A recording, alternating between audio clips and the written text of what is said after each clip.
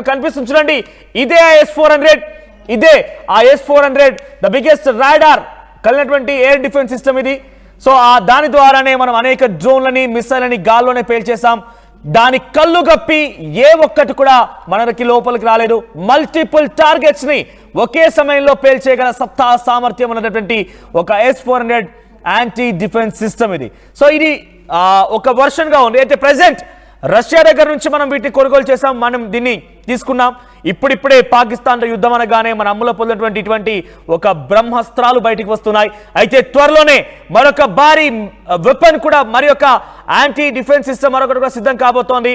Russia మనతో పాటుగా కలిసి దాన్ని తయారు చేయడం కోసం సిద్ధమైంది. ఇరు దేశాల మధ్య ప్రస్తుతం S-400 కి మించి S-500 ని తయారు చేయబోతున్నాం. ఇరు దేశాల మధ్య ఒక ఒప్పందానికి వస్తున్నాం. ఇరు దేశాలు కలిసి S-500 రంగంలో దించబోతున్నాయి. ఇప్పటికే మన దగ్గర S-400 ఉంటే S-500 ని సిద్ధం చేస్తున్నాం. రష్యా మనతో పాటుగా కలిసి ఈ యొక్క యాంటీ డిఫెన్స్ సిస్టాన్ని తయారు చేయబోతోంది.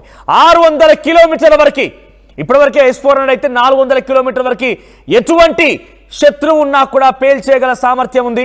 అయితే S-500 ఏకంగా 600 కిలోమీటర్లు, 600 కిలోమీటర్ల వరకు ఎటువంటి శత్రువు ఉన్నా కూడా మల్టిపుల్ టైమ్స్ లో అన్ని వైపుల నుంచి సరౌండ్ చేస్తూ, ఏ వైపు నుంచి శత్రువు మన వైపున కన్ను వేసినా కూడా డేగ కన్నుతో రక్షించి అన్నిటిని పేల్చేయగల సామర్థ్యం ఉన్నటువంటి S-500 త్వరలోనే భారత్కి చేజిక్కబోతోంది.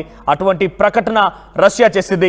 S-500 పైన రష్యా ప్రకటనతో పాకిస్తాన్ అల్లాడిపోతోంది. భారతదేశం రష్యా కలిసి ఈ యొక్క S-500 తయారు చేయబోతున్నాయి. ఈ పేరు వినగానే పాకిస్తాన్ ఒంట్లో రైళ్లు పరిగెడుతున్నాయి.